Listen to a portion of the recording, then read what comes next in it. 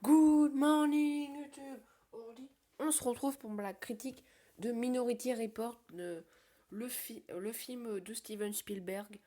C'est un film que j'ai beaucoup envie de voir parce que déjà Tom Cruise, qui en ce moment, je m'intéresse beaucoup à sa filmographie parce qu'il va bientôt avoir la critique de plusieurs Missions Impossibles.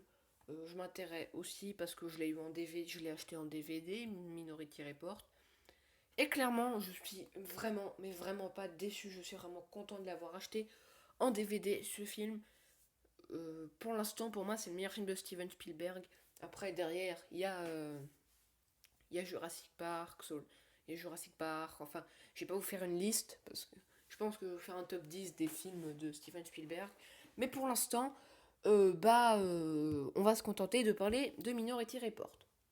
Washington 2054. Depuis 6 ans, plus aucun meurtre ne s'est produit grâce au pré-crime.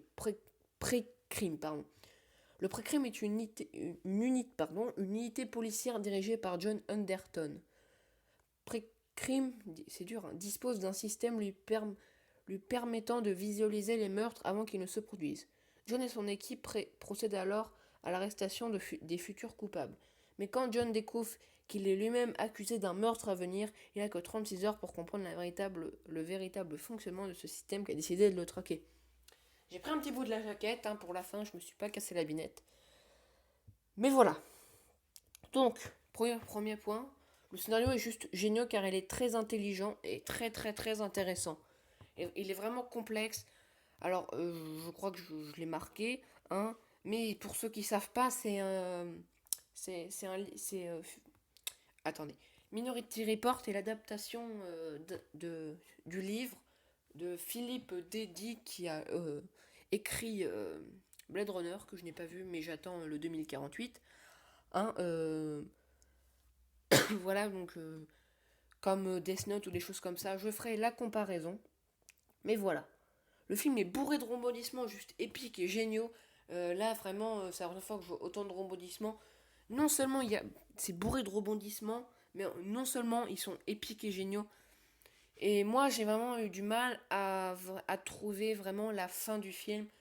Parce qu'à chaque fois, il y avait des rebondissements, alors je ne savais jamais comment ça allait se finir. Il y avait toujours un tournant. Et bah, c'est juste géniaux. Non, mais c'est la première fois que je vois ça. Pour moi, le film qui avait le plus de rebondissements, je sais pas, c'est un film qui est un peu plus complexe, par exemple Matrix ou des choses comme ça. J'ai pas, enfin, je sais pas vraiment, mais voilà, voilà. Aussi, nous assistons à un Tom Cruise extraordinaire, pardon, oh là là, qui colle parfaitement avec le personnage et qui nous livre un jeu d'acteur génialissime. Là, vraiment, Tom Cruise, il est à son haut. Je l'avais pas vu comme ça depuis La Guerre des Mondes, encore un film de Steven Spielberg, quelle coïncidence. Non, vraiment, là, j'ai vraiment adoré le Tom Cruise car il est génial. Il nous livre un jeu d'acteur tellement génial. Et voilà, il colle vraiment à son personnage. Aussi, le directeur photo a fait des scènes avec des lumières, euh, avec des endroits très lumineux. Et ça, c'est vraiment beau. On... J'ai vu ça et un peu pareil dans 300 que je n'ai pas vu, mais vu les extraits. Mais surtout dans le Hobbit, où il y a beaucoup de ces. Où il y a par exemple le soleil, les voitures, le décor derrière. C'est très lumineux. Et moi, je trouve que c'est vraiment beau.